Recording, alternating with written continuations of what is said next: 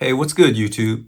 It's your boy Andre King coming at you today, and just gonna quickly do a recap of kind of what I've been studying throughout this week. First up, we actually finished up our GPEN modules.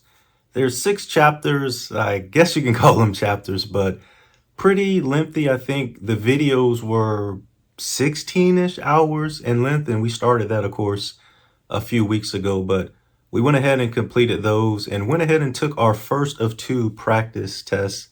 And when I take my practice tests, at least what has, I won't say worked for me, but my approach is to do all of the multiple choice, just not to say guessing, but without referencing any of the notes or books or anything like that. And of course, for the Cyber Lab test there, I may Google some commands and things like that. So we've got a little bit of work to do, but we can see which areas we need to brush up on. Definitely Azure, a little bit there, but feel pretty confident, to be quite honest, that percentage there. So we went ahead and, next up, we just went ahead and scheduled our test for next Sunday. So we're within the week of that. Always like to do mine first thing in the morning. So bright and early, I Google what time the sun comes up because I remotely take the test proctored in my bedroom, to be quite honest. Been working for the last 5+ years. It's been working for various vendors and haven't ever had a problem and don't hope to have any this time. But the plan is to just go ahead and tighten it up, go ahead and build out our index and review that. We may use that second of 2 practice tests next Friday, but the day before an exam, maybe that morning I might brush up on stuff, but I really don't like to focus on it throughout the day or the night prior to this point in my studies or career. It's kind of work for me as well. So that's what we got really, is to just go ahead and knock this GPEN exam. And for school, we'll have one more course left. We may do, I don't know the exact acronym, but probably the wireless. I don't know if it's pen testing per se, but that may be our third of 3 electives. And we'll be done with this course of study with the SANS Institute. And so, we learned a lot. There were some pretty new kind of concepts, not to bore you about, the things that you may or may not already know, but Sliver was one of those C2C frameworks that I've always heard about. And, we went ahead and got right to it. It's pretty cool, the concept of, if you have multiple folks on the team that kind of needs in the background, there's this multiplayer option, where you can set that up. There's the need, the command for the client and the server and things like that. And just really getting into you can run a shell, you have payloads, etc. So it's pretty cool. And then we kind of got into learning and I'll say really using and seeing the Impacket .py. It's a collection of various classes, libraries in Python, and not to count them all, but I'll put my notes up here as well. Raw notes. I haven't really tailored them in Obsidian or anything yet. But the library is widely used for, amongst many pen testers for lateral movement within a Windows environment. And, some of the libraries that are heavily used is the WMI exec.py. This one's heavily used for executing commands via the WMI, that instrumentation tool.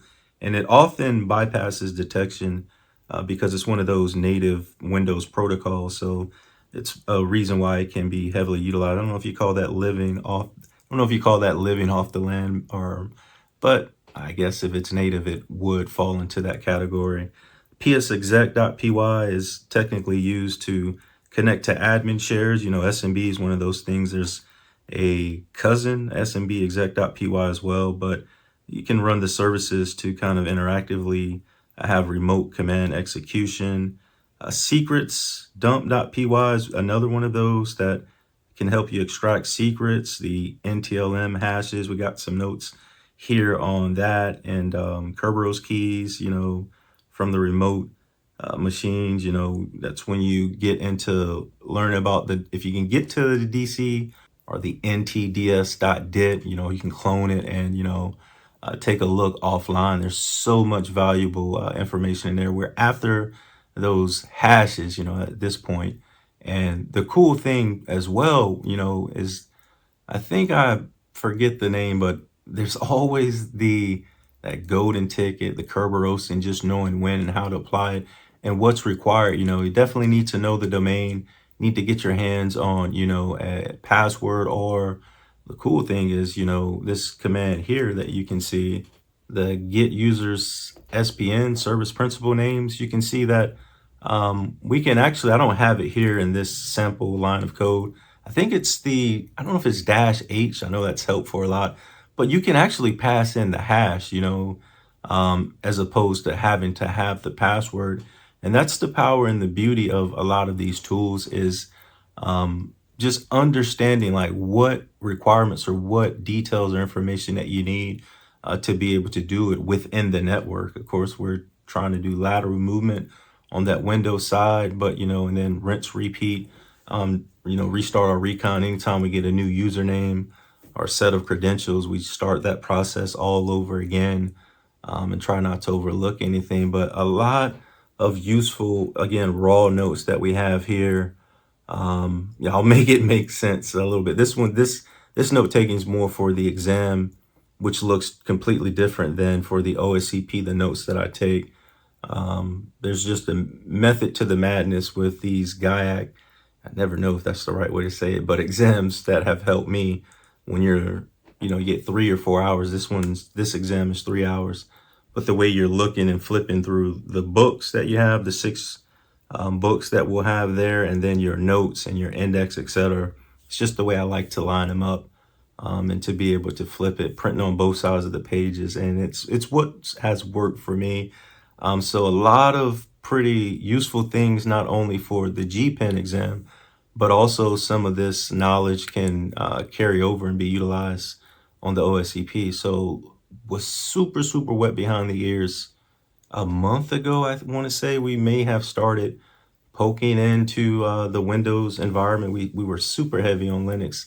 And though I don't feel like I've forgotten most of the things there, 70, I do need to now start mixing the boxes up when we get back to it, but just going to focus on knocking this exam out next Sunday, continuing to keep our head down. We'll get back to boxes off of the list, and then we need to schedule the exam either the last day of June or July 15th, just to give ourselves a 2-week cushion, or maybe not the 15th, but somewhere in the middle of July, whatever that weekend is. Probably we'll do the exam Saturday, 8 a.m. start time. I don't know if you can pick your start time. So that way, 8 a.m. to 8 a.m. on a Sunday, we'll conquer the machines, and then the reporting that Sunday evening. And then I don't think I'll need to take off work that Monday, but we'll see. But I do want to, like I always say, have something to shoot towards and get that exam in the book scheduled, not change it backwards, but move it upwards if we feel more ready, and then just reverse azimuth, continue to tailor our practicing forward to that. So that's pretty much it, to be quite honest. Just wanted to catch you guys out there that's been following the channel. Like I said, I know we flip-flop between the CCIE DevNet back to knocking this OSCP out. And again, it makes much more sense with the courses that we're taking in school, just lining it all up and keeping our mental kind of on this path. So probably come July, August, hopefully we do well and first time go on the OSCP. Haven't made my mind up. We purchased it for a year. So we got till the beginning of January to, if we need a second attempt, to use that one. But, not getting ahead of ourselves, but always staying optimistic. And no one, well, people do, but, I used to be like that way back when. But I just try not to go into an exam already conquered or defeated, or not thinking we're not going to pass it. I ain't gonna lie, the CCIE lab will humble you. And I started saying it's the most expensive retake that one will ever have to do. And most folks know that it's super tough to pass that one on the first one. But having finally gotten over that hurdle, I don't know that there's a defeatist mentality, but there is no, I know they came out with that little practice, lab-like scenario for a little bit less money. but I don't think there's anyone that's going to prepare you fully for sitting down at that seat in a CSAT exam. So maybe the same's said for an OSCP. And Reddit, everyone always asks what the boxes are like. I keep saying there's some hard. There's one super hard AD set or chain set, but the other one is a little bit easier. Then you hear some people say, well, if you're prepared and you don't go down these rabbit holes, you'll be okay. So like I said, things are starting to sharpen from a approach type of mentality for me, and hitting boxes to where I ain't gonna lie, especially taking notes along with it. It'd be 30 minutes just doing end maps, finding the port that looks fruitful, doing the initial there, robots.txt, learning that we probably don't need to do any of that DNS type stuff. I don't know if we need mass scan, or go witness, eyewitness, that type of stuff. Just that initial stuff, you got to think if there's quote unquote 6 boxes, 3 in the chain, 3 standalones, and it takes you, let's just say 45 minutes. I don't think they're going to set it up in such a way. Well, again, I know you get quicker with practicing, etc. And folks out there are like, man, why does it take a person that long? That's where I was at, but that's where I hope I wasn't lonely or the only one like that. It took a while and I won't even say perfect it, but just to tailor or tweak the scripts that we can copy and paste, export the target variable. And I want to try to get into having more, but I need to also, like I said, looking at that robots.txt, which may be one of those shortcuts. I know in like easy capture the flag challenges, sometimes there's a hint there to look at, a certain directory, but again, just not to leave any stone unturned. And if we can script it and automate it, definitely know how to do it from a manual perspective. I think it's a time saver, and to write it to a greppable output or something like that. But I digress. Like I said, just wanted to let you all supporters of the channel out there know what we've been up to this week. So hopefully you found some value in this one. Definitely let me know down below in the comments if you're on a similar path, or if there's anything that's pressing you. It's one community. So if there's any tidbit that I can do to help, I try as much as I can, knowing that I'm still, of course, learning and trying to get to the same path as I know many of you out there, or destination or target, I should say.